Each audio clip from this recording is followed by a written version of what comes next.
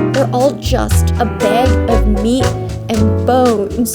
There's something a little concerning in Pierce Brown's brain, I think. And let's hope the series finishes off with a bang.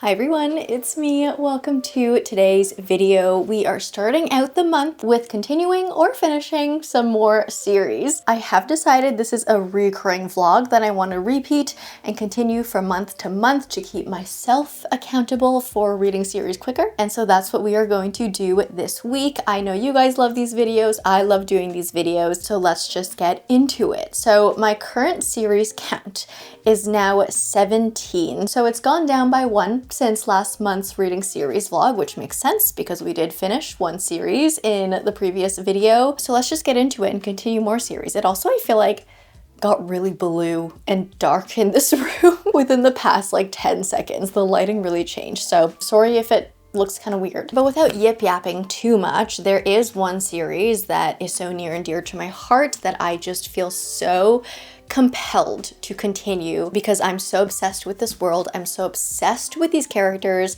and you know what that series is. It's the Red Rising series. So we're gonna start with this one first this week. This is Dark Age by Pierce Brown. This is the 5th book in the Red Rising series, but also kind of a second book in its own series because, I mean, you guys probably know this, but Red Rising is split into a trilogy and then a spin-off type of a series, or a continuation, I guess. And this is book 2 of the Era 2 in this world. In our previous finishing series vlog, I did read Iron Gold and I absolutely loved it. I think a lot of you guys were warning me that Iron Gold might be a little difficult to get into. It might be tough because the overall structure and feeling of the book does feel a little bit different compared to the original trilogy because we have multi-POV, the tone's different, it's a little bleaker, but I actually ended up really loving Iron Gold. I feel like it explored a lot of different point of views that we didn't get in the first trilogy, and I love just seeing all the different perspectives. Also, I loved seeing the actual results, the actual effects of the aftermath from what happened at the end of arc 1, and I also just loved seeing a lot of the characters that I already love, but seeing them in their 30s now, because there is a 10-year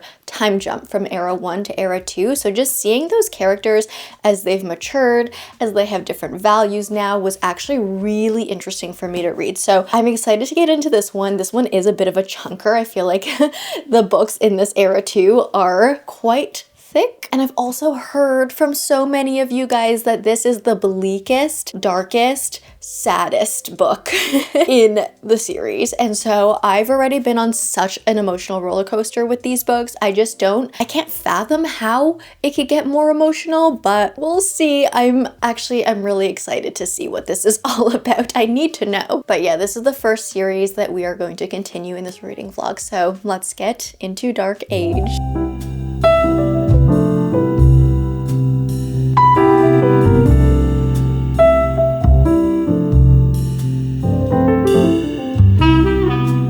Okay, you guys warned me that this book would be bleak, but you guys are really right about that, actually. You're quite correct. I am just under 200 pages in, and I feel like this book really does have a different tone compared to even the other books in the series so far. I also will have to say, I want to share this with you guys, but usually, like, when I start reading a book, I will update it on Goodreads, putting it on my currently reading list, and usually I will get maybe some excited comments from you guys. Comments that say, oh, I'm so excited to hear how you like this one, or I'm so excited to see this reading vlog. I got 2 comments on my reading status update for Dark Age, and I just need to read them to you. So one of them, from Amy, says, sending preemptive fluffy koala hugs for the ride that is Dark Age, and I will be sending a bazillion extras for Lightbringer.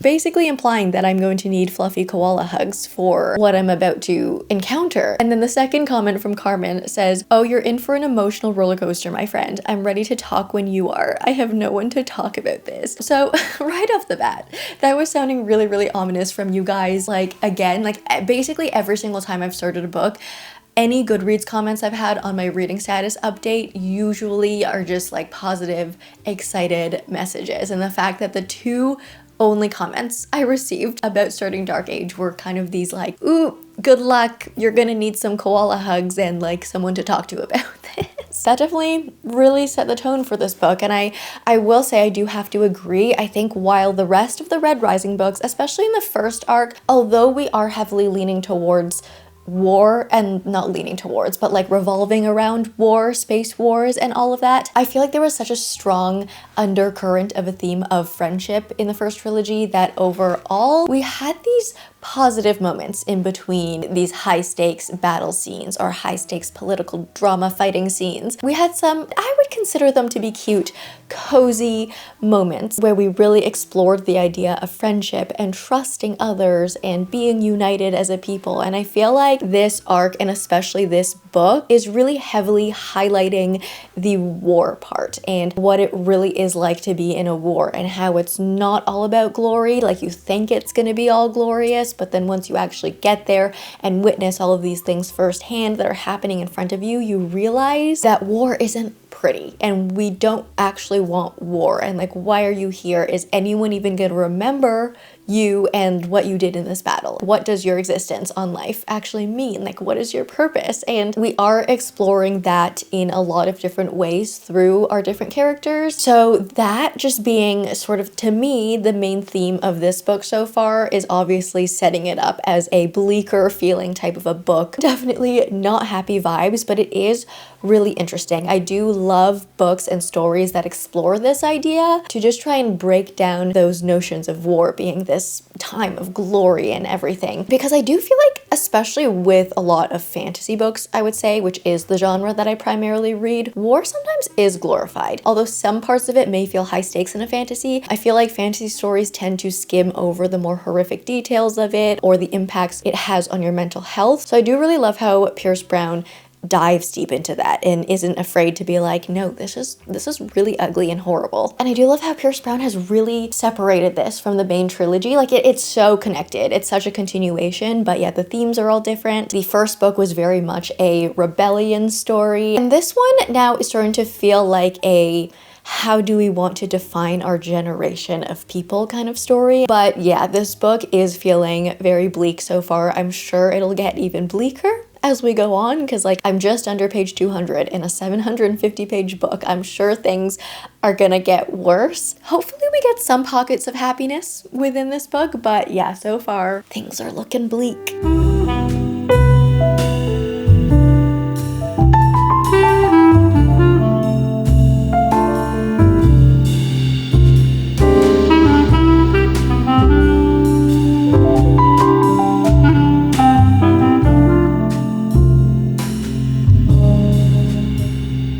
We're starting to get roller coaster feelings, like those roller coaster feelings I was getting with Morningstar. We're starting to get that here. I feel like Iron Gold was so bleak. The first 200 pages of this book were so bleak, but I'm starting to get the ups and downs now. I'm starting to get some of those nice friendship moments, but then interspersed with these highly damaging moments. I feel like Pierce Brown is just so good at making you really focus on the characters and what is going on with their individual stories, to the point where sometimes you do kind of lose sight of what the overall message of this book is, like what the overall theme is. I have been finding myself forgetting that at points because I feel so like engaged in the plot, but then a sentence comes around and brings me right back to the theme of the story. And I feel like that is feeling so true to this book, because that is also what the characters are going through. Like, they're going through this insane plot. They're trying to figure their way out of these certain things, but as they, I don't know, just like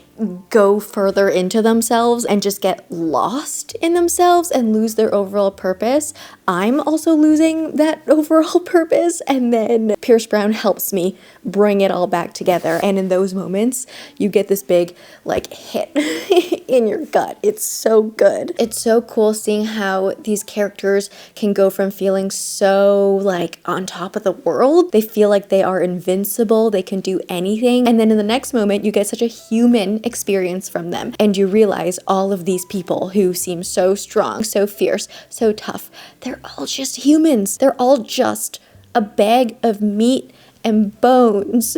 That sounds so morbid, but you know, that's kind of the feel of this book. I don't want to say I'm enjoying this, but I am enjoying this, if you know what I mean. I am really liking how these books in arc 2 actually feel really different from arc 1, because I find a lot of the time with spin-offs, sometimes we get so stuck in the, oh, I just want this to feel the same as the original series, that when it does feel like so similar to the original series, then we start to think like, what was the point in this? It's just more of the same. But I feel like with these books, you do feel like it's in the same universe, but the tone of them is so different, the theme of them is so different, the whole purpose of them is so different, that it does feel very worth reading. It doesn't feel like we're dragging on the story just to drag it on. It feels like everything is so important and everything is exploring something new. So we'll see what happens. I just flipped to a page and I can see from this page that we're getting a POV that we haven't gotten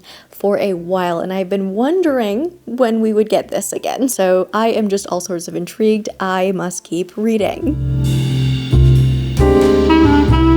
Genuinely, the things Pierce Brown comes up with, I'm like, are you okay? Like, how are you so twisted? Some of the reveals that we've gotten in this one, it's going like a little far, but like also just fits the vibe of the story and this universe so well, how twisted it is. Yeah, there's something a little concerning in Pierce Brown's brain, I think, but it makes for great reading. I think also just talking about some of the twists in these books, I love how you never know when a twist is coming. I find a lot with fantasy and sci-fi, a lot of books follow a very similar structure where you will be going on this journey that is very evenly paced. You know you're going to have your build-up, then you're going to have your climax, and then you're going to have your plot twists, and then the book is going to be over. But the way Pierce Brown does his storytelling, apart from the first book, I would say, like the first book was very standard structure to me. All of the rest of these have been like, they don't even really follow any type of a particular plot structure. They just kind of go and the story just does what it needs to do. Like you might get a plot twist on page 200. You might get one on page 400. You might get a lot at the end. You likely will also get a lot at the end. But like you never know when these emotional moments are going to happen or when these really intense moments are going to happen. Like all of those things you would expect to happen at the end of the book kind of like get sprinkled throughout the book as well. So it's just fun not knowing like what's going to happen. But I mean, that being said, I am in the last 200 pages of this book now, so I have a feeling things are going to get intense. So I'm going to continue to read. I kind of just want to binge the end of this book right now. But yeah, I'm going to just read.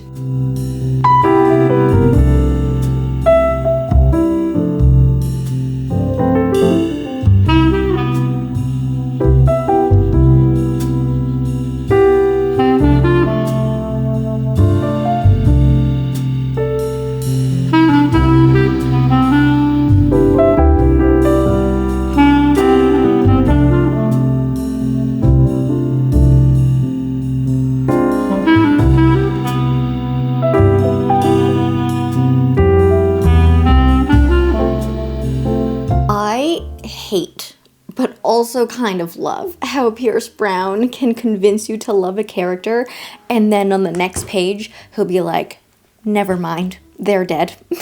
Okay, I just finished Dark Age. It's a 5-star. It was really dark. It was really heavy. It was quite graphic. So just be ready to go into like maybe one of the heaviest books I have read. There's just like, there are some things that you expect from a book like this. It's like, yeah, I know what kind of heavy things are going to happen, but then Pierce Brown steps over that line and it gets to a point where it is so unpleasant, but you just keep reading. And I don't know what is wrong with us Pierce Brown fans that we can read his stories and still be like, okay, let's keep going on in the story. Like, I'm in, let's go. Like, what is wrong with us? Why do we like reading about stuff like this? Because even like I have a pretty high tolerance with reading about heavy subject matter. I feel like it does affect me emotionally, but for the most part, it doesn't affect my day-to-day life. You know, I can experience a really heavy story and then move on with my life. But there were parts in this, like borderline, that stepped on the line where I was like, this might be taking it a little too far, Pierce, but it's still a 5-star from me. I think the overall dynamic of this one was so interesting because we are getting multi-POV. and some of our characters are directly oppositional to each other. So when you're in one chapter, you're hearing about, you know, the things that this other character is doing, and you're like, you are the villain. You are the villain. I do not like you. But then we get the villain's POV, or like the other character's POV, and then all of a sudden it's like, okay, now I feel kind of bad for you. And it's just like, I love a complex villain. I love characters that are part good, part bad. They just are a result of what they've grown up with. True morally gray character with a complex past. And I feel like morally gray is a term that is passed around so often now, especially with the rise of romantasy and, you know, the trend of everyone loving the morally gray romantic love interests, the MMCs. But this is true morally gray, and not in a romantic way. I think the problem with morally gray and a lot of current romantasies is that morally gray is being romanticized, and it shouldn't be romanticized. Being morally gray is not something that you strive towards. It is something that is just an unfortunate result of the situations of the world, of pressures, of your upbringing, and all that. And this book, or this series as a whole, explores that perfectly, so well. I really want to read Lightbringer like immediately, because there are so many ways we can go from here. And I think with some of the things that happened at the end of this book, I'm like, oh my god, Lightbringer is gonna be so good. Like the setup. But I feel like I do need to pick up a book that is lighter, so I'm gonna grab it. Yeah, we're doing Apprentice to the Villain by Nicole Maehrer. Speaking of the very exaggerated morally gray love interests in a romantasy, I really liked Assistant to the Villain, which is the first book. This is the second book to the series, because this book really pokes fun at those romantasy tropes, those very stereotypical romantasy tropes. We really exaggerate them in these books. These read as pretty much like satires of the romantasy as a genre, and I love reading books like that are so self-aware, that know exactly what they're doing, and I really enjoyed Assistant to the Villain because of that. If you don't know what the series is about, we follow Evie. So she's looking for a job, she's desperate. One day she's wandering around in the forest and she bumps into the villain. They get into some sort of a kerfuffle, and at the end of that he takes her to his headquarters. Once she's there, of course, though, he's like, okay, I can't let you go now because you've seen my headquarters, you know my identity, and so now you have no choice but to work for me. Like, I need to hire you as my assistant. It's the only option. And Evie, being like, you know what, I was looking for a job anyways, accepts. So she starts working for him, but he's very much a villain, so he does very villainous things. He beheads people. But Evie also can't help but start developing a crush on him. That's essentially our story. I found the first book to be a good mix of humor, poking fun, highly exaggerated tropes, but also having a decent enough story in there as well. And I honestly also really liked the romance between Evie and the villain in the first book. The first book was a true slow burn, which is rare to see these days, and I think I really just like enjoyed the fact that a book that pokes fun at romantasy actually succeeded in slow burn, where a lot of romantasies these days advertise themselves to be slow burn but aren't actually slow burn. I found it highly entertaining that this first book actually succeeded in that. Okay, this is going to be my next read.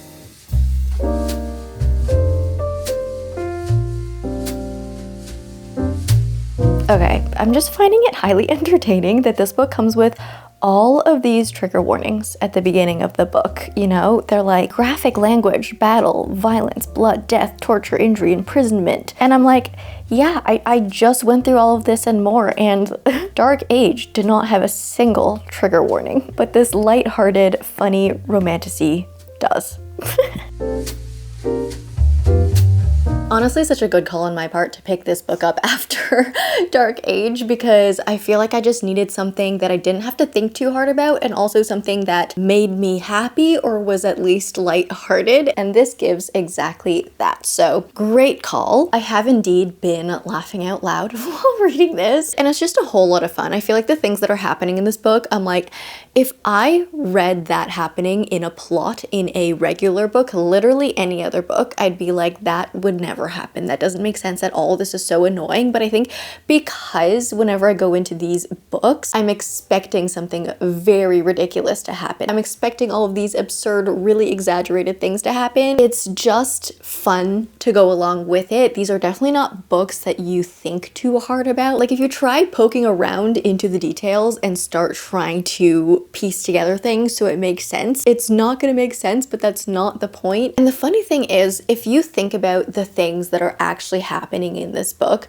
a lot of those things could probably be written in a way that feels quite traumatizing, something like Dark Age, but because it's all written in this light, humorous way, it doesn't have the same effect. I am also liking in this one. So I remember when I read Assistant to the Villain, I was telling you guys that I was surprised that we didn't get those moments of our two characters getting to know each other, like Evie and the villain. We skipped a lot of that, and I was kind of disappointed because I do like that buildup of seeing our two characters get to know each other, and we didn't really get that in the first book, but we are getting actually some flashback moments in this book, so it does feel like we're filling in some of those gaps, and I like that. So that's good. But then I do have my critiques about this book as well. As much as I'm having fun and I'm like, oh, you don't have to think about it, me as a reader, I do. Even though I'm saying don't think about it, it's not that serious, I still do. I think my brain naturally does just look for things to critique in books as I'm reading them, probably because I do make book videos, so I always like try and think of,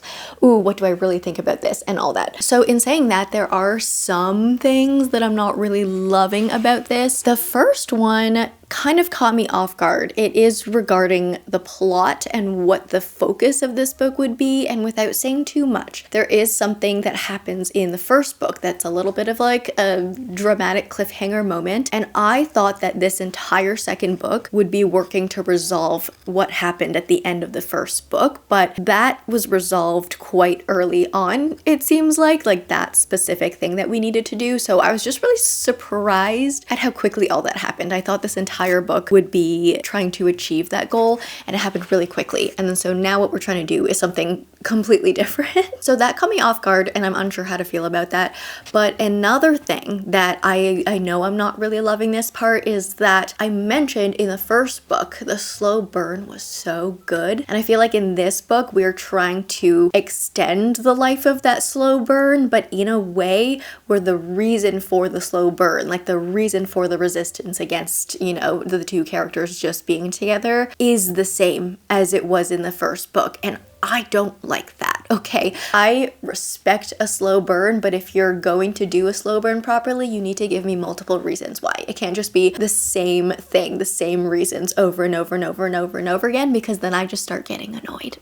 So I just wish there were some more obstacles, some different things, but these are very quick reads. I just blast through these books, to be honest. The chapters are really short too. I think the longest chapter is probably 5 pages, and most chapters are less than 5 pages. So it's a really fast-paced book. I think over halfway through right now, so I'm gonna continue reading, and I guess we'll see what happens in this very wild, twisty plot.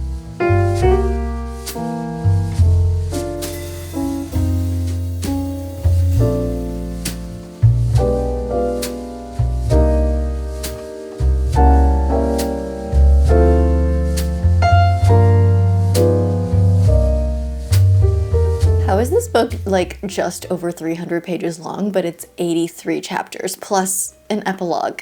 That's literally how short the chapters are. There are 83 chapters in this book in like 330 pages. Okay, I'm seeing a very consistent trend now that I've read this second book where, why am I spinning?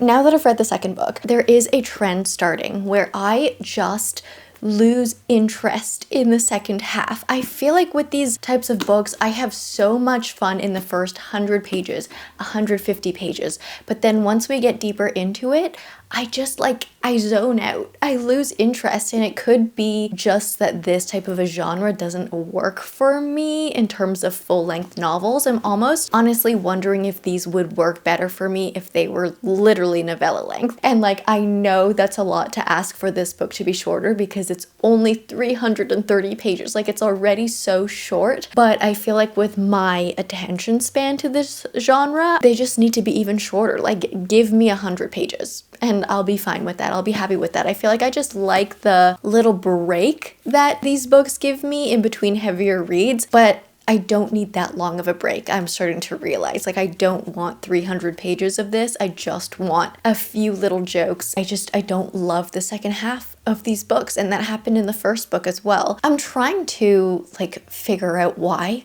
that happens, other than the fact that this genre just might not fully be for me, because it is partially for me, because I do enjoy these books for a short period of time, but it's just also like the plot gets so chaotic in the second half, and usually that's fun to read, but when it's so chaotic but also nonsensical at the same time, and it's just like more and more and more and more keeps getting thrown at you, I feel like my brain just stops computing, like stops taking it in, because I'm eating my own words here, because I literally just said you can't read these books with your brain on. Like, you can't. If you start looking at the details, if you start thinking about things, it'll all fall apart, and I just feel like my brain can't do that for that long. And that could also be the reason, like, my brain can turn off for 100 pages, but once I hit page 200, my brain turns on and I start just picking at things. And so I'm not sure if these books are for me now, which is so weird, because I do really, really love parts of them. Elements of them are so much fun to read. I'm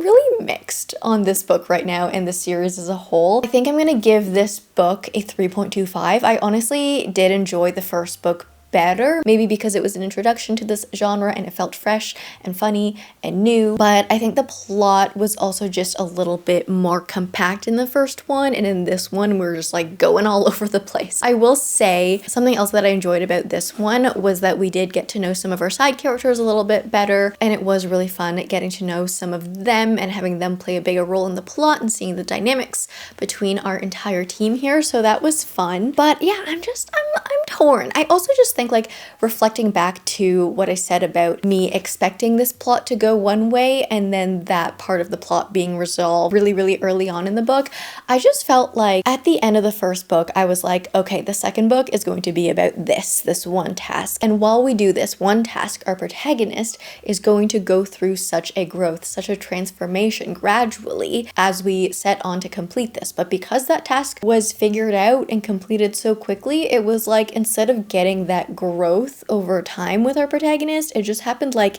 instantly. That character growth just happened so quick, it felt more like a switch versus actual growth over time. So yeah, I didn't really love the way that happened. But yeah, it's going to be a 3.25 for me. It wasn't horrendous. There were moments that I enjoyed. I was, as I mentioned, laughing out loud, especially more in the first half. I think that was Apprentice the villain. I'm actually, at this point, I'm unsure if I want to continue this series. I'm so sorry. I know so many of you guys love this series a lot. I just think they're fun reads, but I don't know if they're doing that much for me in this moment in time, and I just feel like there are a lot of other series that I would rather be reading, but I'm a little bit on the fence, because on one hand, yeah, these are good palate cleansers, good reads in between my heavier reads, but at the same time, I'm like, I'm not fully enjoying these, so is it worth it to continue? Let me know. I don't know. I'm unsure. That is book 2 done, and I have my next book that I'm going to read as our third book for this reading series vlog. And yes, it is A Sky Beyond the Storm by Sabaa Tahir. I had to read this one in this reading vlog. You guys know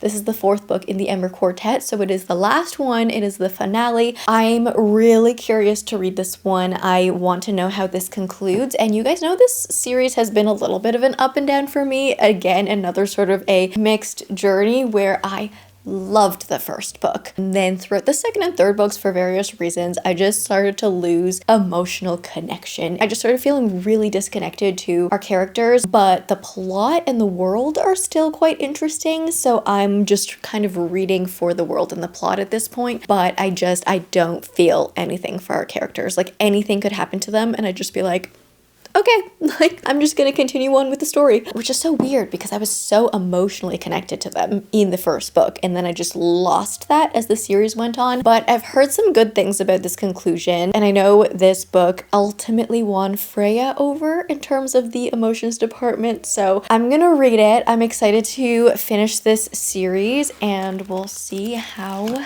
it goes.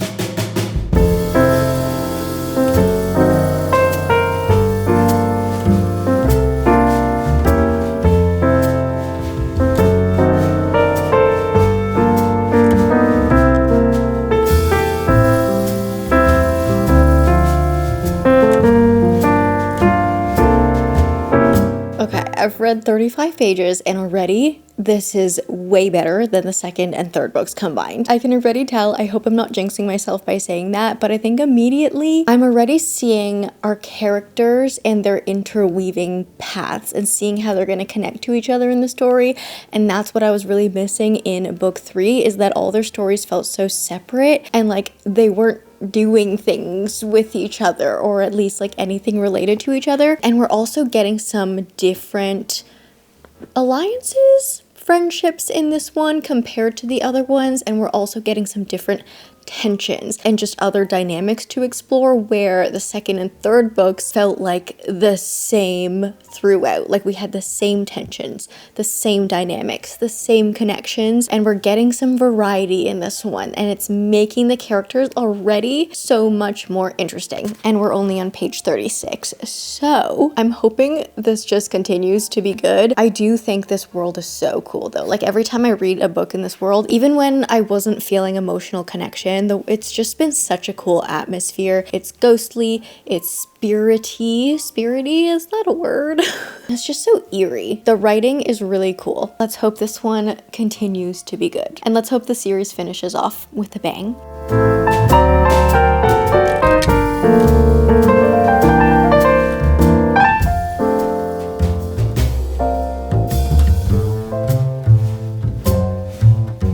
Okay, halfway check-in. There's no doubt in the world at this point that this book as its own book is very good. I think, as I was mentioning, this book is already stronger than the second and third books combined for me. There are finally interesting character dynamics and character tension within their own little relationships with each other, whether it's familial, romantic, friendly, like platonic love. I feel like we're just finally getting to that point now where it's like, okay, we're finally exploring these cool relationships with each other again, and I was just truly missing that in books 2 and 3. I feel like we have been getting a lot of full circle moments in this one, which is great, but there's a small part of me that is just feeling a little bittersweet about it, because as I'm reading, there will be moments that I will step back and be like, wow, this is a good moment. I can see what we're doing here, but because I feel like I just don't have the foundation built from books 2 and 3, some of these moments that should be hitting me straight into the gut, like straight into the feelings,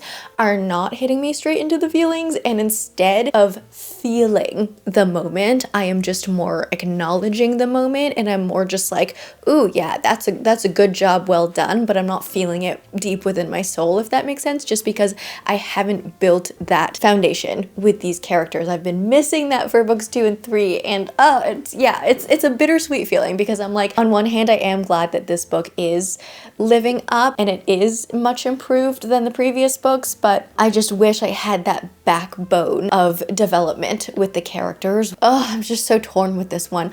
I think though, like, you can't doubt that this series is so creative. I think the plot direction is so cool, and that's one of the reasons why I have stuck with the series. The story truly is cool. There are wonderful elements. I think just the overall plot trajectory too, like when you hear about a series like this, it's a YA fantasy series. We have that very typical YA world setup, where in the first book, we basically have two sides. We have our population of oppressed people, and then we have our ruling faction, which, they only care about themselves. They're not very nice. And we have a rebellion on the rise. And we follow one character who is getting involved in the rebellion, and we follow another character who is a part of the ruling faction. I feel like that is just such a typical setup for a YA fantasy. And just hearing that general premise, you're probably in your mind already thinking, I know exactly where this is gonna go, right? Like, the blueprint. But this series doesn't actually follow that blueprint, and I do have to give it to Sabaa Tahir for creating such a unique trajectory for her story and just going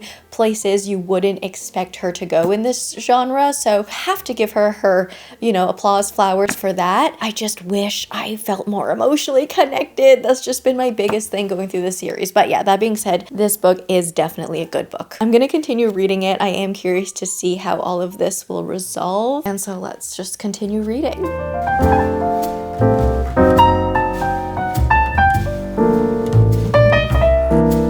I just finished this. This was a really good way to end the series. It was honestly basically a perfect ending to a series. I'm honestly very pleasantly surprised, because I didn't know how we would do this. I feel like just the way this ended was so full circle with basically all of our characters. We don't have a gigantic cast of characters, but as we go on, we do kind of like grow it into, I would say, a mid-sized cast. And I feel like everyone that was slightly like a main secondary character had a really satisfying conclusion, like a very closed loop, satisfying conclusion. Even if it wasn't perfect, like it wasn't fully happy, some of the endings were definitely bittersweet.